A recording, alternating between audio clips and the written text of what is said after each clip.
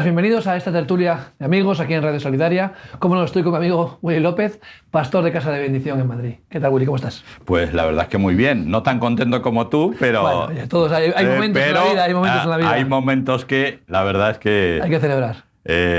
Son momentos de celebración y la verdad también que estar aquí es un momento de celebración, ¿no? La vida debería ser para celebrar, la verdad. Sí, para hay un ministerio por ahí que se llama Celebremos la Vida. Eso es. Y creo que es muy interesante. Creo que yo creo que ya el español de por sí se dedica tanto a conciertos, a bares y a todo porque está harto de malas noticias. Sí.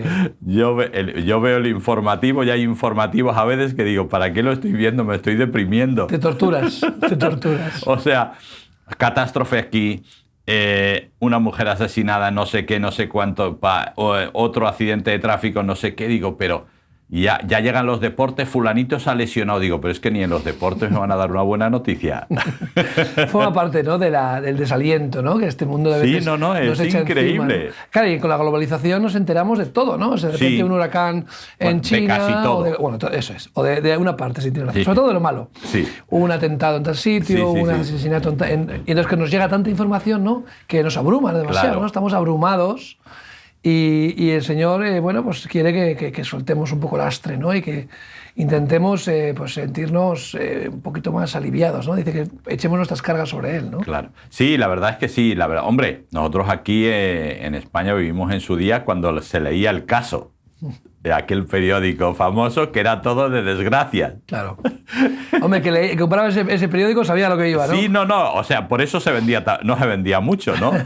Se vendía en aquel tiempo el ABC, el Ya.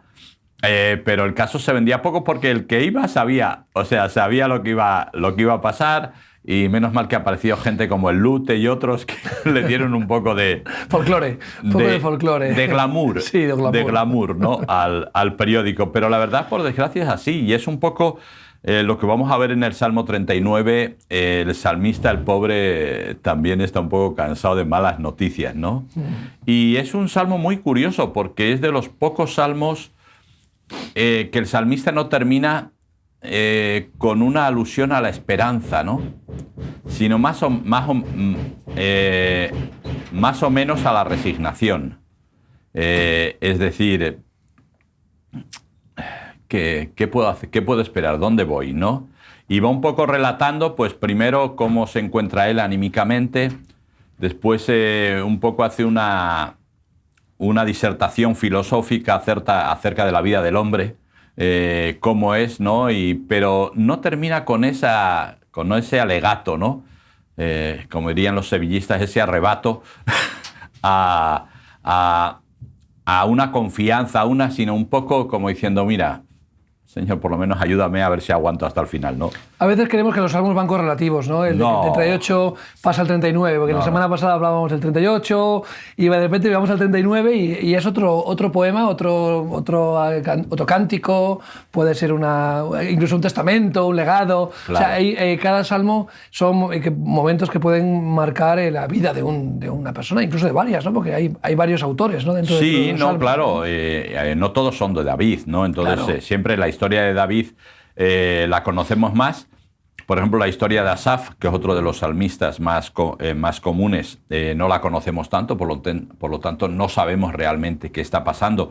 Y también hay que tener en cuenta que como hacen los cantantes hoy en día, digo, sobre todo los cantautores, ¿no? Porque los cantantes de hoy en día, pues entre que hacen música que me parece medio latina y cantan a algo que no tiene mucho sentido para no hacerle pensar a la gente, pero los cantautores antiguos, que tal vez es con los que me he criado yo, ¿verdad? Pues siempre cogían historias de otra persona, la traían y hacían canción de ella, ¿no? Entonces no siempre el salmista está hablando de sí mismo, claro, sino de una situación de alguien que ha visto y... ¿Qué relación tiene ahora? Siempre los salmos está la persona que está viviendo esa situación y Dios, ¿no? ¿Qué está haciendo Dios? ¿Cómo se está moviendo Dios? ¿Qué es lo que puedes esperar de Dios? Esa relación siempre está ahí, pero no tiene por qué ser ni del salmista David, ni del salmista Asaf, ni de cualquier otro salmista. Puede ser algo que han visto y que simplemente lo están relatando. Claro, eran relatos también, ¿no? Se usaba como un medio de comunicación, ¿no? Claro, claro. No había la escritura, porque muy pocas personas podrían tener acceso a escritura y lectura.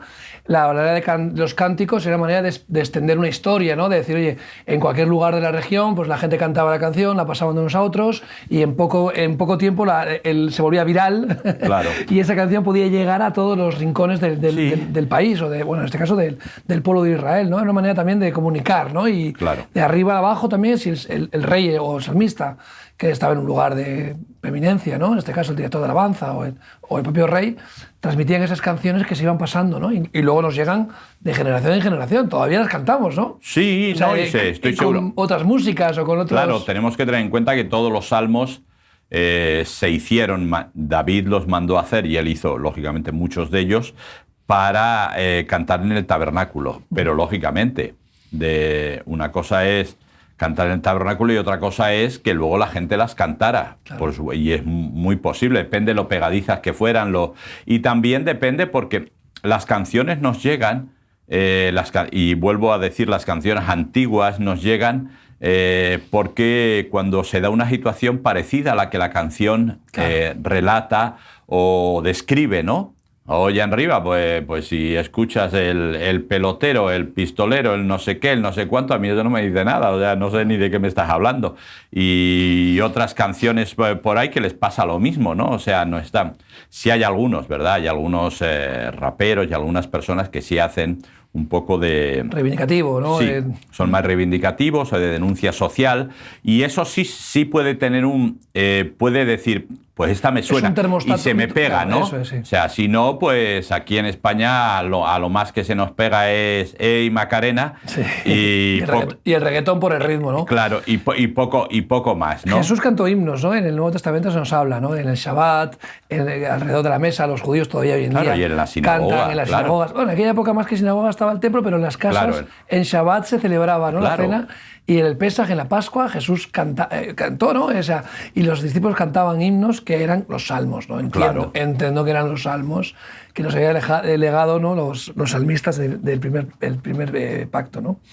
Qué bonito, ¿no? Manera de comunicar. La música también tiene es como un pegamento, ¿no? Sí.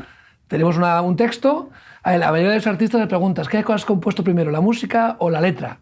¿No? En este caso tenemos la letra y luego le acompañamos de la música, que es el pegamento, ¿no? Que se nos queda un poco pegado, ¿no? Claro. No, y bueno, y hoy, claro, tenemos muchas otras opciones, ¿no? Hay mucha gente que compone pero no canta.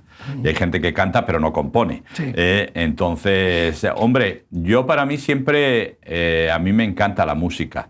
Pero siempre una de las cosas que más rabia me ha dado es no saber tocar ningún instrumento y mi voz normalmente es mucho y desagradable, así que cantando es mucho peor. Y me da un poco de rabia, ¿no? Porque yo sé, tiene esa música. De hecho, Dios hizo algo muy interesante y es que puso un director de alabanza en el cielo. O sea, a Dios le gusta la música. Disfruta con la música. Disfruta con la alabanza, ¿no? Y de hecho dice, ¿verdad? Dios se mueve en la alabanza de su pueblo. Hay un salmo que nos habla de eso. Porque Dios se mueve. Y esto es un poco lo que hacían los salmistas. Lo que realmente los salmistas querían hacer no solamente era describir o relatar una situación que estaban viviendo, sino hacérsela llegar a Dios. Y hacérsela llegar a Dios con excelencia. A mí me hace mucha gracia cómo ha cambiado, ¿no? Porque sobre todo los tiempos de la Iglesia Católica más potente, incluso de la Iglesia Evangélica de inicios, pues aquello era el libro negro o el libro azul de himnos antiguos. Castillo fuerte es nuestro Dios, hay un precioso manantial, etcétera, etcétera, sin música. ¿Por qué? Era como, y aquello se consideraba como algo sacro. Sí, ¿verdad? De hecho, hoy en día todavía hay mucha gente que guitarra sí, saxofón sí, pero batería no, por ejemplo. Todavía, Estoy hablando de la Iglesia Evangélica. En la Iglesia Católica, pues en general, como mucho la guitarra y los cánticos, la mayoría son como sacros. Y yo de repente, pues leo el Salmo 150 y digo, pero aquello era una orquesta. Claro. címbalos, o sea, los dominicanos que montan una de cuidado, sobre todo con la percusión, digo, tenían que haber estado como pez en el agua en los tiempos de David, con los címbalos, con el decacordio, con esto, con lo otro, y de repente te das cuenta que es que a Dios le gusta la música. Hay un libro de Tolkien, a mí me gusta bastante. No, Tolkien no, perdón, de C.S. Lewis, escribió las crónicas de Narnia, sí, y todos estos libros fantasiosos, en el que relata la creación del universo, ajá, en Narnia, ¿no? Cómo Dios crea el universo. Él no le pone el nombre de Dios, bueno, pero usa, es un símil, y utiliza la música. Y crea todo el universo, ajá, cantando, ¿no? Sí. Y me recuerda a la lectura de la Torá en las sinagogas, ¿no? Tú sabes que cuando se celebra Bar Mitzvah, el niño que lee su porción de la parashá, la porción de la Torá que toca leer ese sábado, ajá, la leen cantando. Sí, sí, sí. Y entonces leen el hebreo y todo tiene una entonación, y van cantando y modulando la voz para que no sea una lectura monótona, aburrida, sino que sí, la palabra de Dios tiene que ser leída con alegría. En este caso, hemos visto, me has contado, ¿no?, que el Salmo 39 tiene un toque... Sí, es un poco como más triste, como más de resignación, ¿no? Entonces el salmista empieza diciendo, mira, me voy a callar, no voy a decir nada, voy a estar callado. O sea, como que no tiene sentido, no sé si esto va a llegar a algún lado, ¿no? Vuelve a describir cómo se siente físicamente y anímicamente. Todos sabemos de que hay muchas enfermedades que son psicosomáticas, es decir, que se desarrollan en el cuerpo pero funcionan con el cerebro y al final en el cuerpo no tienes nada, pero tu cerebro te dice que sí y tú te lo crees y funciona así y te tienen destrozado. Y él es un poco así, es que me duele todo. Me arden los lomos. En el Salmo 38 lo describe mucho más, ¿no? Con mucha más riqueza. Pero aquí va diciendo, mira, es que mejor es callarse. Y yo creo que esto es una de las cosas que nos está pasando también un poco a los creyentes en estos tiempos, ¿no? Con las redes sociales, con tanta indignación, con tanta historia. Un hastío, ¿no? Sí, decir, ¿para qué voy a hablar? O sea, si hablo me van a comer. Sí, ¿verdad? O sea, me van a comer, diga lo que diga. O sea, sí, siempre va a haber alguien indignado. Eso es. Que lo que yo diga no le gusta. Siempre se va a ofender a alguien. Sí, entonces... Hombre, es lo que dice al principio del capítulo, sí, ¿no? Dice, para no pecar con mi lengua, guardé mi boca con freno. Dice, en cuanto el impío está delante de mí. Dice, enmudecí con silencio, y aquí viene un poco lo grave, ¿no? Me callé a un respecto de lo bueno, ¿no? Sí. Claro, es lo peor que puede hacer o lo peor, no sé, pero es algo que no deberíamos hacer, ¿no? O sea, dejar de hacer lo bueno. Claro. Porque, oye, dejar de hacer lo malo es lo que Dios quiere, claro, que hagamos, pero que no dejemos de hacer lo bueno, ¿no? Al final, el tibio, ¿no?, que puede llegar a ser incluso vomitado a la boca de Dios, ¿no? Ni frío ni caliente, ¿no? Claro, entonces al final decimos, mira, ¿para qué voy a denunciar? ¿Para qué voy a decir? ¿Para qué voy a escribir? Lógicamente, quienes lo van a recibir son los no creyentes, ¿no? Y gente que se va a indignar sí o sí, y que se va a ofender sí o sí. Con lo cual, para no llegar a nada, y yo creo que un poco estamos entrando en esa opción de decir, mira, yo me voy a dedicar a mi iglesia, las cosas de mi iglesia, si hay que hacer alguna campaña o hay que hacer alguna cosita, bueno, la hacemos, pero realmente no tiene mucho sentido, el dedicar tiempo, esfuerzo, van a ir contra mí, contra mi familia, va a ser todo un desastre, entonces ¿para qué me voy a mover, no? O ¿para qué me voy a exponer, no? Sí, mejor paso desapercibido, perfil bajo, y es la vida de muchos cristianos, ¿no? Sí, incluso en el trabajo, ¿no? Claro, uno no atreve. No. Yo en el trabajo no digo nada, nadie sabe que soy creyente. Si cuentan un chiste o critican a alguien, pues yo no digo nada, pero sonrío. Entonces, al final, la sal... Deja de salar. Es decir, o no sirve para nada. Es decir, vale, sí, tú eres la sal de la tierra, pero el salero está cerrado. Entonces, si el salero está cerrado, puede ser sal, que puede ser lo que quieras. Y, curiosamente, la sal, si la dejas mucho tiempo, incluso en su tarro de cristal, termina por perder sus cualidades. Termina por endurecerse, hacerse como una piedra, y pierde sus cualidades, ya no sala. Entonces, cuando ocurre eso, pues lo que hay que hacer es tirarla, porque no va a hacer absolutamente nada. Y es un poco el peligro que corremos los creyentes si nos callamos, especialmente de lo bueno. O sea, lo malo ya está ahí, ya lo denuncian, ya entre ellos no hay problema. Si no lo dice uno, lo va a decir otro. Y aunque sea bueno, ya lo convertirán en malo, y aunque sea malo, ya lo convertirán en bueno. No tienen ningún... Está muy de moda últimamente. No hay ningún problema, ¿no? Entonces, mientras van discutiendo, peleando los unos los otros, no sé qué pasará, si al final desaparecerá Twitter o no sé qué va a hacer. Alguna gente, yo creo que... No, simplemente desde que va a causar un... Es un campo de odio tan brutal, ¿no? Y ha sido un lugar donde los anteriores dueños gestionaban los contenidos siempre a favor, ¿no? De censurar, de lo que ellos querían, de claro. lo políticamente correcto, del pensamiento tan de moda en Estados Unidos, ¿no? El tema del pensamiento woke, ¿no? Hay ciertos temas que se cortan en saco y solo se da una opinión, ¿no? Una corriente de opinión. Bueno, el nuevo dueño ha decidido que esto no es así y ha abierto un poco de la mano, pero lo que quiere hacer es ganar dinero con ello. Sí, Entonces, lo que va a hacer es limpiar, dice, la única manera de limpiar de gente que vierte odio y de bots, ¿no? Que son los que soportan a todos estos predicadores del odio, es a base de pagar, ¿no? Entonces te cobrarán una cuota de €1 al mes para que el que tenga 100.000 seguidores, de los cuales 90.000 son falsos, dice, 90.000 euros no voy a sostener para tener una apariencia, para crear corriente de opinión, porque en realidad lo que hacen es lo que quiero. Eso es lo que quiero conseguir, ¿no? Crear corrientes de opinión, decir, oye, es trending, oye, es tema influyente en Twitter, y resulta que las cuentas que siguen esos temas son la mayoría robots, ¿no? Los políticos tienen bots, todos. Todos, sí, todos, claro, los políticos porque hay que tienen crear cientos de miles, porque es una pelea de ver quién tiene más seguidores. Claro. Bueno, pero al final será eso. Pero sí que es verdad que es un campo de odio donde la gente vierte esos más oscuros instintos, ¿no? De deseo de muerte. Si un cantante dice una cosa y de repente hay gente que desea la muerte porque ha opinado algo, gente que desea la muerte de tus hijos. Me recuerdo a aquel niño que le gustaba ser torero y cuando murió en Twitter un montón de gente alegrándose por su muerte. Digo, pero hay que estar loco, es un niño, le gustan los toros.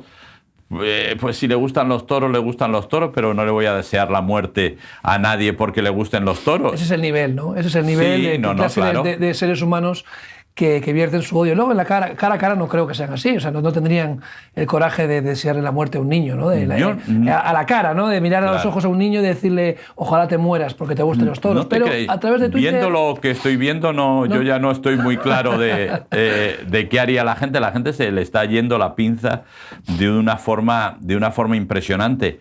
Y es simplemente porque, por desgracia, el mal está triunfando. Sí. Es decir... Bueno, lo hemos visto en la Edad Media, ¿no? Quizás ahora nos creemos más civilizados, pero el instinto humano está ahí. Somos iguales, o sea, quiero decir, la gente, yo siempre... En la Edad Media, en el franquismo, claro. o en las guerras civiles, o hemos visto en el cainismo humano que hay ahora en Ucrania, lo vemos. Si hay 140 guerras activas, de la cual la única que se conoce prácticamente es la de Ucrania y la de Sudán muy poquito. Muy poquito, sí. Pero la de Ucrania, pero hay 140 guerras activas, la mayoría de ellas en África o ahora mismo en Azerbaiyán. O sea, no hay que ir tan lejos. Y es porque seguimos igual. Yo por eso siempre me hacía mucha gracia cuando en esas películas del oeste venía la caballería y mataban, destripaban, cortaban cabellera y hacían todo a los indios, y los salvajes eran los indios. Siempre para mí era algo chocante, ¿no? Ahora, bueno, un poco ha cambiado las películas y se ve que todo el mundo es igual de salvaje al final, pero estamos volviendo, y yo creo por eso los creyentes no podemos dejar de decir lo bueno.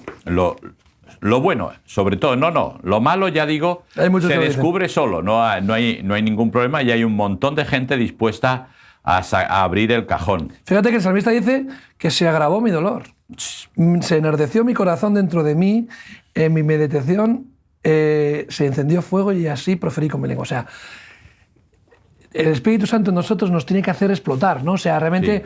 sujetarlo, amordazar al Señor, al Espíritu Santo en nuestra vida puede producir dos cosas: o una muerte espiritual, o que explotemos y que diga esto no lo puedo contener, ¿no? Porque no debemos contener al Espíritu Santo, ¿verdad? Y hay una cosa que ahora mismo se está descubriendo, es decir, el hombre es cuerpo, alma y espíritu. Se ha trabajado mucho en el cuerpo, muchísimo, ahí está la medicina. Se ha trabajado bastante, no mucho, pero en el alma, ahí está la psicología, la psiquiatría a lo largo de los... Pero no se ha trabajado nada en el espíritu. Y ahora muchos médicos, muchos terapeutas se están dando cuenta de que hay algo más que afecta muchísimo a nuestra salud. Hay gente que lo está poniendo con la reflexiología en los pies, en la planta de los pies, en el estómago, en muchos otros sitios, y a lo que viene simplemente es, como no pueden ubicar dónde está el espíritu, pues simplemente tratan de ubicarlo, ¿no? Pero lo que están diciendo es que afecta. Y es un poco lo que está diciendo el salmista. Por eso Dios, cuando dijo, estableceré el Sabbat, es para que nuestro espíritu descanse. No solamente nuestro cuerpo, no solamente nuestra alma, sino nuestro espíritu. Y mucha gente es más longeva en los diferentes países porque ha vivido en un entorno donde su espíritu ha sufrido menos. Ha trabajado físicamente como una bestia. Ha pasado hambre, ha pasado dificultades, es decir, su alma también se ha dolorido, pero siempre ha sido honesto, siempre ha querido lo mejor, siempre ha querido ir hacia adelante sin dañar a nadie, y eso es tu espíritu.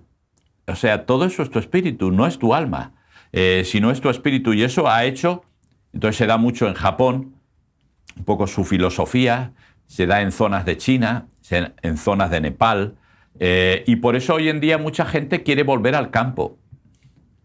Y no se da cuenta que realmente quiere volver al campo no tanto por su cuerpo y su alma, sino por su espíritu. Salir de este entorno donde nos sentimos tan agobiados, a veces tan agredidos.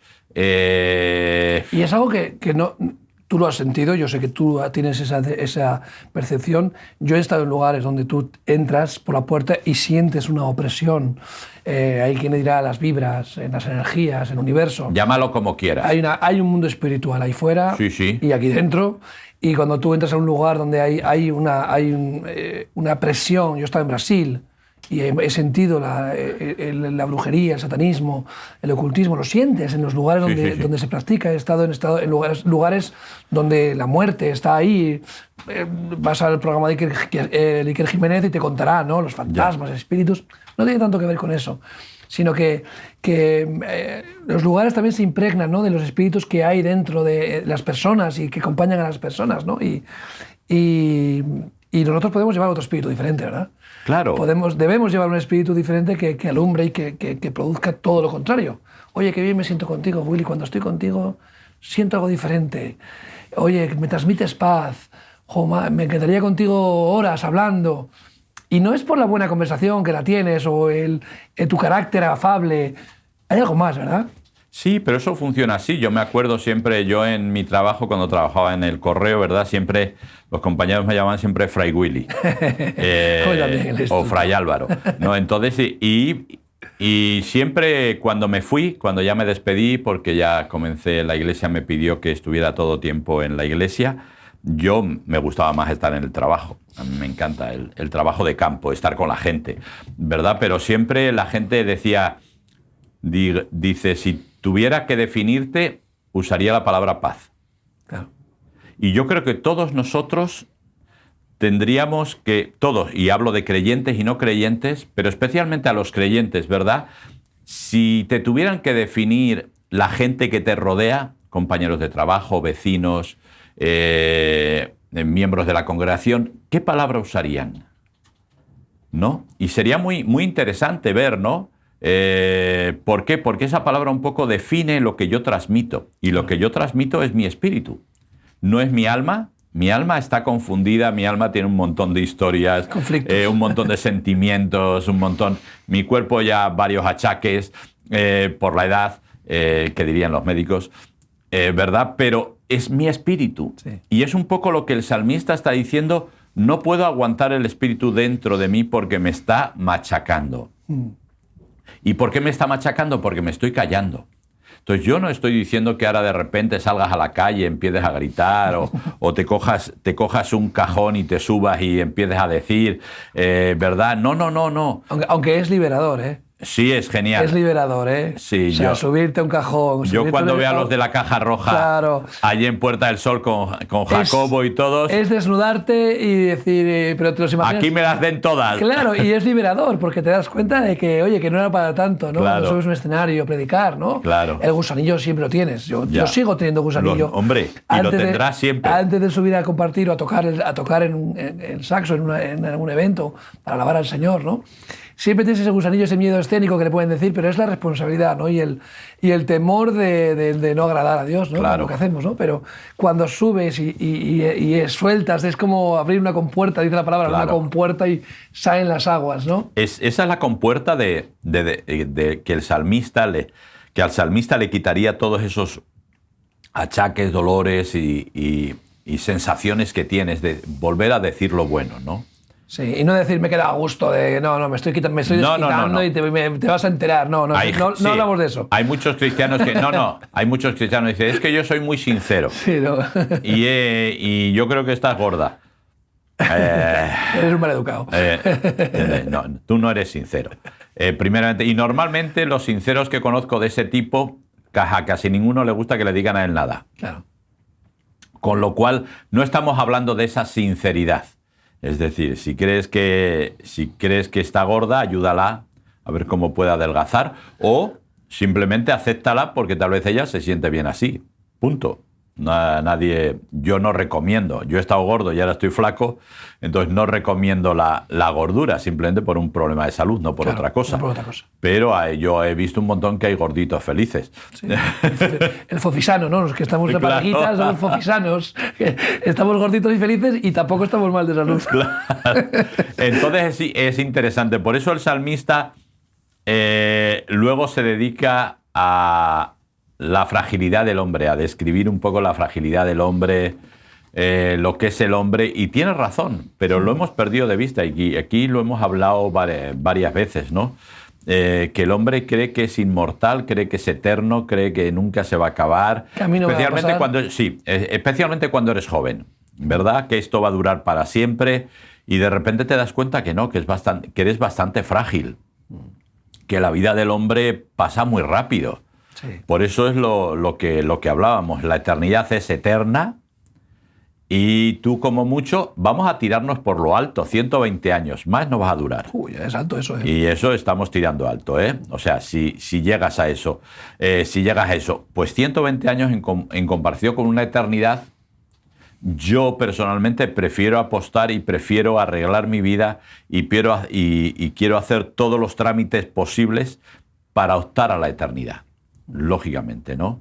Entonces, ¿qué es lo que ha pasado? Que durante muchos años pues se ha hablado, no, la eternidad estamos ahí en el cielo, ¿verdad? En una nube, tocando el arpa, toda nuestra vida. Yo no creo que vaya a ser así. Y leyendo Isaías me confirma que vamos a hacer muchas otras cosas. ¿Por qué? Porque va a haber cielo nuevo, tierra nueva, y si hay tierra nueva será para algo. Ahí estará la Jerusalén celestial, pero nosotros vamos a estar en tierra nueva, por lo tanto Isaías nos dice de plantar viñas, de criar ganado, de hacer un montón de cosas, pero sin hipotecas, sin enfermedad, sin envejecer. O sea, eso es alucinante, o sea, para siempre. Lo que estamos hablando un poco y con un tema, y es que la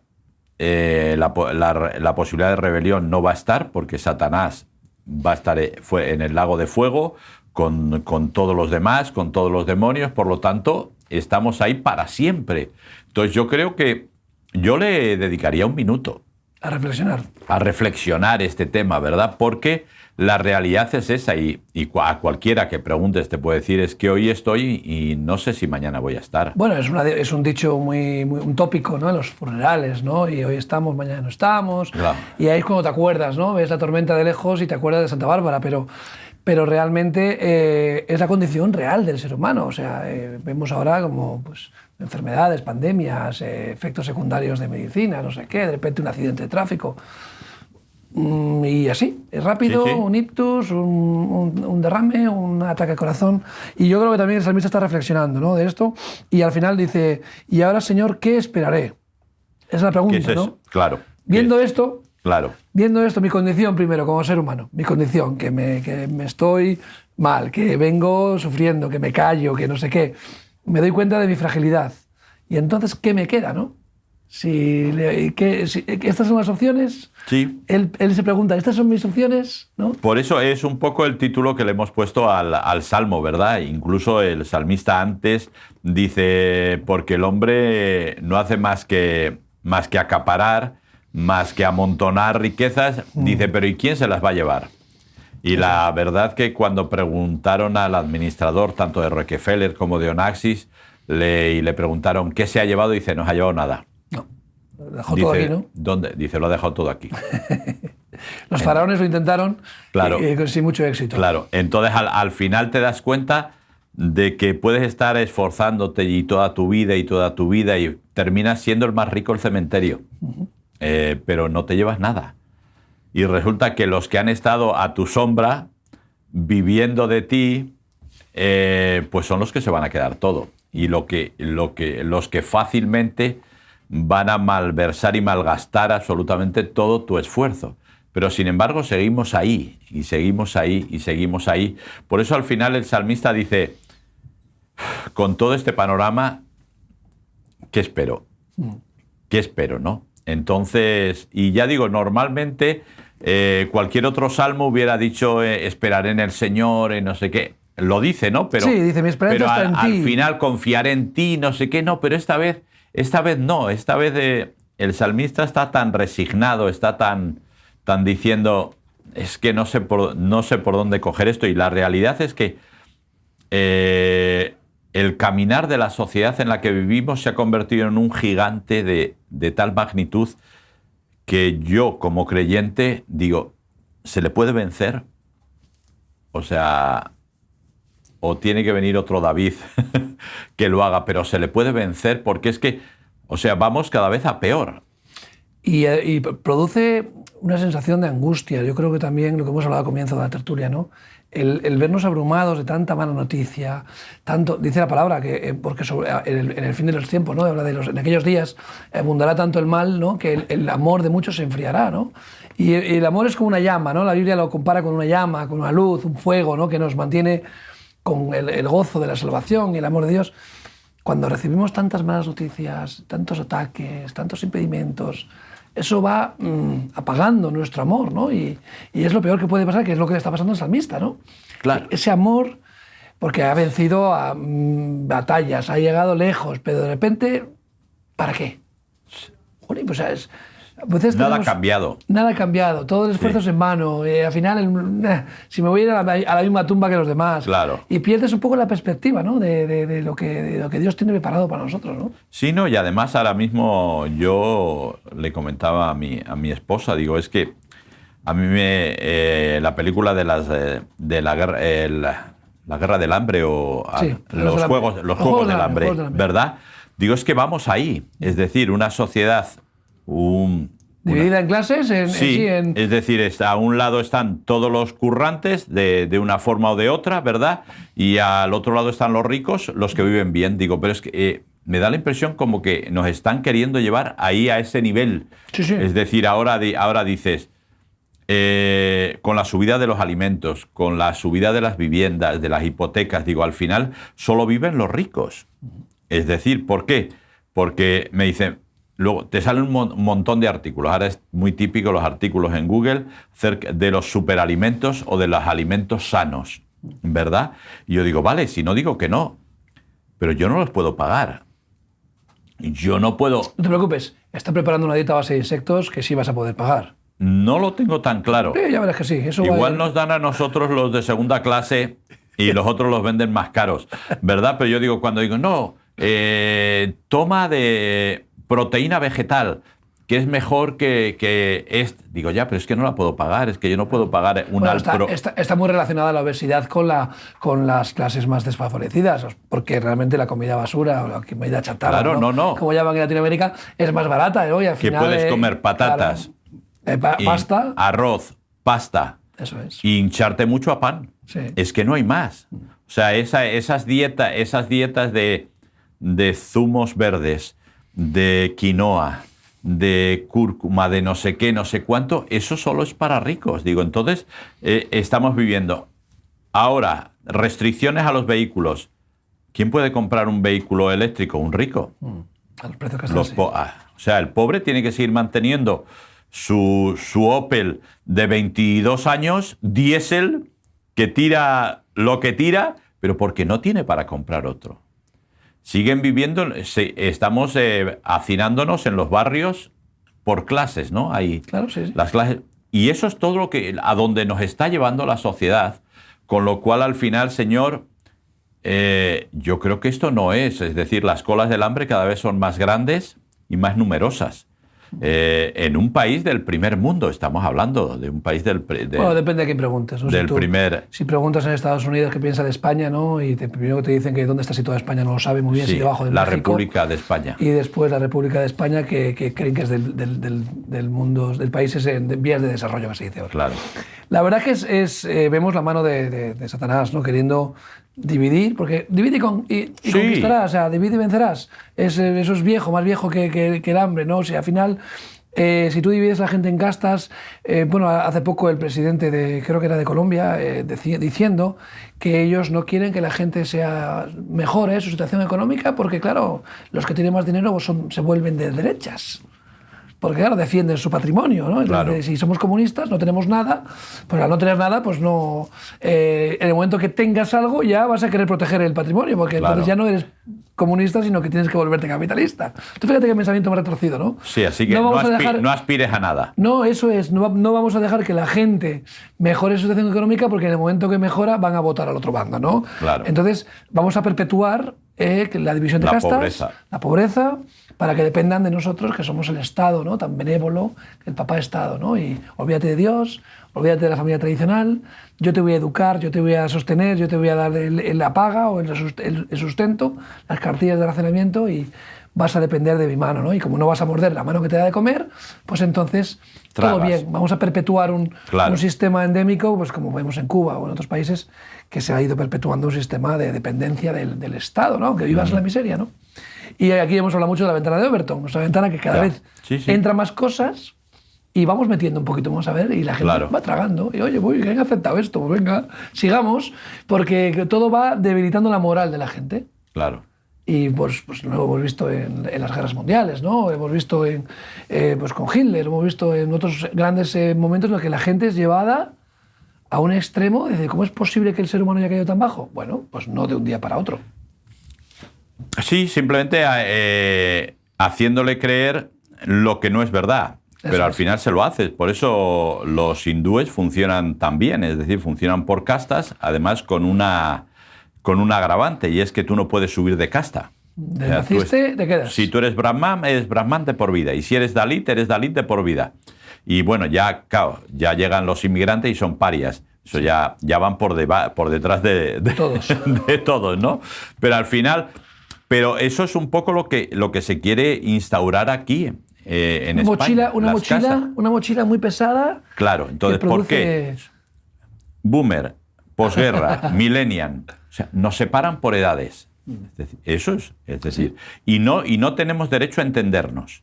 Por eso a mí me encanta la Iglesia, porque en la Iglesia conviven posguerra, boomer, millennial, generación Z y no sé cuántas más que hay posteriormente, y todos convivimos. No tenemos ningún problema. ¿Sabes cómo llaman a la generación posguerra? La generación silenciada. Esos no tienen voz ni voto. No, eso ya nada. Esos no tienen voz. Ni en el banco. Ni en el banco, porque no saben usar la aplicación del móvil para hacer los pagos. Y no ni en el banco. En ventanilla no les reciben, pero tienen que pagar el recibo del agua. Claro. O tienen que sacar la cartilla. Esa es la generación silenciada. Y debería ser la generación que debamos honrar y bendecir. Honrada. Que eso es una de las cosas que a mí me encanta, por ejemplo, en Japón, la honra que le tienen, incluso en China, la honra que le tienen a los mayores, ¿no? En los países que son más retrasados que nosotros. Aquí no hay ninguno, pero es que se ha hecho así. Después, el trabajo ya de entre género. Sí. Él, ella.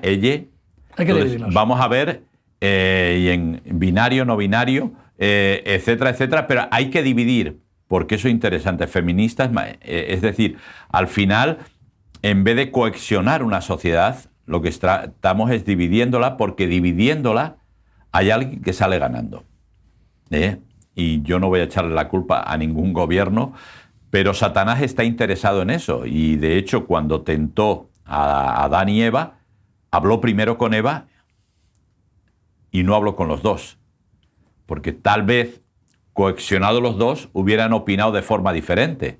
Pero habló, no digo que Eva tuviera la culpa, siempre habló primero con ella y ella habló luego con Adán. Me supongo que podía haber hablado primero con Adán y luego Adán hubiera hablado con ella. Quiero decir, ahí el orden de los tractores no altera la cosecha. Pero el tema es que trabajó con ellos por separado. Claro. Y es de lo que se trata. Es decir, por eso yo he dicho, yo siempre he mantenido en España, una de las cosas que mejor funcionaría en España sería el sistema de cooperativas. Porque trabajamos los productores de leche, los productores de aceite, diferentes productores. Ahora, ¿qué preferimos? No queremos trabajar juntos, no queremos trabajar en cooperativas, sino queremos los terratenientes, y los terratenientes suben y bajan los precios cuando quieren. Y todo un poco, pero todo va un poco a lo mismo, ¿no? Y eso es un poco ese gigante que se va levantando y que dices, ¿qué esperaré? ¿Qué esperaré? O sea, ¿qué voy a hacer? ¿Qué puedo hacer contra todo esto? O sea, tampoco puedo subirme al púlpito y plantear una arenga sociopolítica, porque no es lo que tengo que hacer. No, pero el cambio viene de nosotros. Nosotros Claro. debemos cambiar nuestro corazón, nuestra forma de pensar y de actuar, y que afecte a los que están en nuestro entorno. Siempre hemos dicho eso, desde primero de dentro hacia afuera. Primero tu familia. Después, si puedes tener influencia sobre tus vecinos, pues oye, pues qué bueno que puedas afectar positivamente, ¿no?, a tu entorno.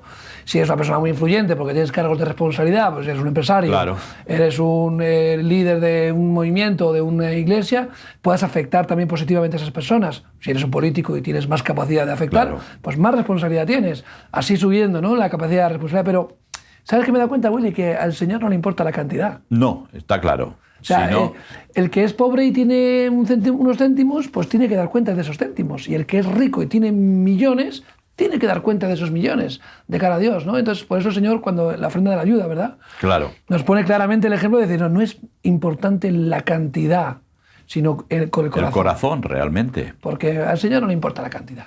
Si tienes una iglesia de 2 o de 2000. Ahora, el que tiene una iglesia de 2000 tiene más responsabilidades. Claro. Va a dar cuenta de más, pero al final al Señor le va a dar igual. Porque lo importante es el corazón.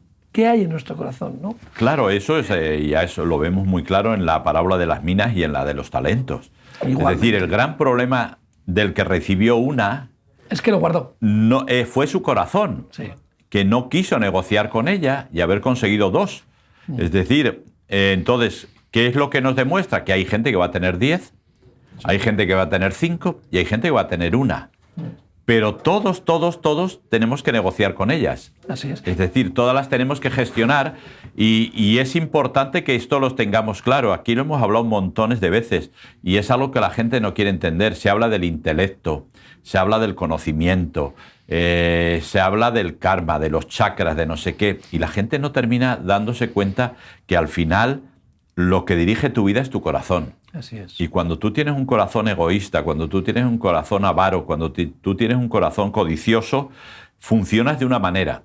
Y cuando tú tienes un corazón dadivoso, un corazón de entrega a los demás, de que piensa en los demás, funcionas de otra manera. Y esto es un poco lo que va a abrir la esperanza. ¿A qué esperaré? La esperanza de llegar a un mundo de una manera o de otra. Es decir, yo tengo claro que la sociedad, tal como va cada vez cuesta abajo y sin frenos. Sí, es Es decir, evidente. la sociedad en sí va a ir cada Sobre vez todo a peor. La sociedad occidental. Nosotros estamos Sí, muy sí, ensimismados, nos creemos el centro del mundo y no somos el centro del mundo. La mayor concentración de población del mundo está en la parte del centro asiático, donde hay 5.000 millones de seres humanos. O sea que ahí se concentran 2 terceras partes de la humanidad. Nosotros somos un pequeño... Y a veces nos creemos muy importantes Sí, en lo sí. que es en la cosmovisión, ¿no?, del mundo, ¿no? Pero en realidad que nuestra sociedad está enferma y está totalmente en decadencia. Sí, entonces, bueno, pero sí hay esperanza. Sí. Sí hay esperanza. Y yo creo que nuestra esperanza está en Dios. Por eso el salmista termina diciendo, Señor, déjame que coja fuerzas. Y yo creo que es tiempo de alguna manera de que los creyentes cojamos fuerzas. Creo que estamos un poco desalentados, un poco hastiados.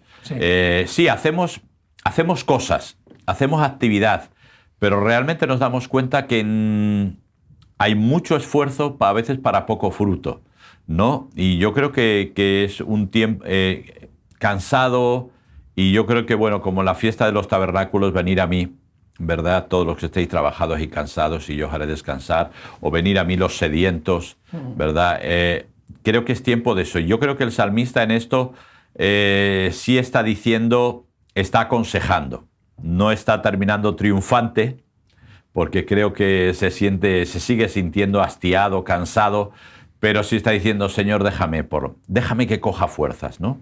Sí, a veces le tenemos que pedir al Señor, ¿no? Diciendo, déjame que me matas, ¿no? O sea, cuando el Señor nos da esa dice, para, que no puedo más, o sea, que exploto, ¿no? También, claro. ¿No? A veces la prueba, el fuego de la prueba también, que nos purifica, ¿no? Tenemos que decir al Señor, Señor, para un poco con tu prueba, que no puedo soportarlo, aunque el Señor nunca nos va a poner una prueba que no podamos soportar, pero Dios también nos da lo que le pidamos que nos dé. Si le decimos, Señor, claro, dame un poco de chance, el Señor dice, vale, te voy a dejar un poquito respirar. Sí, ¿no? nunca va a llegar la prueba superior a lo que podamos soportar, ¿no? Y de hecho el salmista habla, ¿no? Dice, Señor, es que usas las pruebas. Sí. Un poco para ponernos firmes, para decir dónde estamos, ¿no? Y es una realidad, lo para que lógicamente a nadie le gusta. No, hombre. Nos gusta que las cosas vayan bien, que las cosas vayan como nosotros queremos, no preocuparnos de nada, todo perfecto, ¿verdad? Pero tenemos muy claro, y los creyentes tenemos que aprenderlo también, de que la vida es la vida, y la vida tiene circunstancias y tiene situaciones donde las cosas se complican mucho más, y tenemos que aprender al final a gestionar absolutamente todo.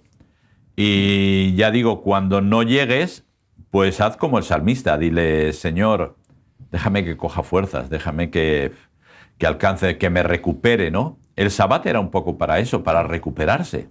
Y lo hemos perdido. Ahora resulta que el domingo es para irse de fiesta, con lo cual el lunes llegas al trabajo más cansado de lo que terminaste el viernes, simplemente porque en vez de descansar, te has dedicado a no descansar.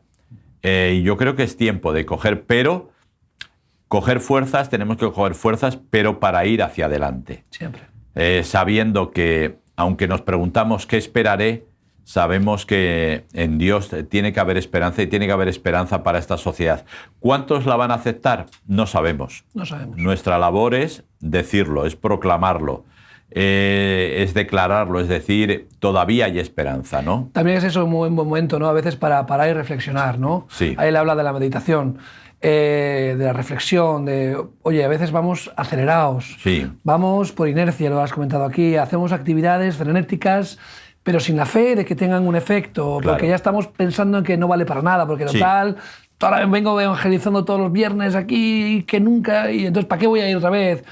A veces es mejor parar un poquito, reflexionar, buscar recuperar, ¿no? Ese primer amor, recuperar, claro, esa ilusión, esa esperanza para poder volver a seguir con el corazón en orden, con las cosas claras, sin dejarnos llevar tampoco por la inercia, ¿no? Porque a veces vamos un poco por ese empuje, ¿no? De como lo he hecho toda la vida, pues esto se ha hecho siempre así, mantengo un poco la rutina, y yo creo que Dios no quiere que caigamos en rutina. Sí, ¿no? Incluso decimos, no, es lo que dice la Biblia, ¿no? Entonces, y es verdad, lo que pasa es que yo creo que al final los creyentes y los pastores nos ponemos muchas metas, sí, y a veces nos olvidamos del propósito. Y al final el propósito es nuestra intimidad con Dios. Metas es bueno, pero al final nos ponemos metas, hay que evangelizar, oye, hay que conseguir no sé cuántos. Nosotros nos hemos tirado 23 años saliendo al Parque de Canillejas, no se ha convertido nadie. 23 años. Pero la gente entra sola. La gente del barrio entra sola. Y Dios nos está diciendo, es decir, te pones metas, te agobias, te afanas con las metas, y yo lo puedo hacer. Ahora, lo que sí tienes que procurar y buscar es la intimidad conmigo. Claro. Y es un poco lo que el salmista quería, es decir, Señor, yo quiero tenerlo porque fuera de ti ocurre todo esto, ¿no? Me tengo que callar, estoy mal, me doy cuenta de la fragilidad del hombre, etcétera, etcétera, etcétera. Entonces, mira, Señor, al final, estar cerca de ti es el propósito y es lo que tengo que buscar. Así es, yo creo que además, como tú bien dices, y hemos hablado aquí, ¿no? Estar cerca del Señor nos ilumina, nos enciende, ¿no? Claro. Enciende nuestra lámpara, nos vuelve sal, ¿no? Y cumplimos el propósito de Dios, que es producir el celo santo, ¿no? En otras personas, claro, que quiere lo que nosotros tenemos. Oye, claro, yo quiero lo que tú tienes. Dime, ¿qué te drogas? ¿Qué te metes? Claro. ¿Qué pastillas tomas, Willy? Claro. ¿Cuál es la medicación que te tomas? Y eso es lo que el Señor quiere, que contagiemos, ¿no? Claro. Pero sí, a veces sin decir palabra. A veces sí. A veces sin decir palabra. No hay que andar con la banderita. A veces un abrazo vale. Eso. Pues gracias, Willy. Nada. Como siempre, Salmo 39, ahí se ha quedado. Claro, esperaré? espero que a la gente le edifique y le bendiga. Seguro que sí. A vosotros os damos las gracias por acompañarnos en este tiempo y te emplazo a que sigas con nosotros aquí en Radio Solidaria y en Solidaria TV. Hasta pronto.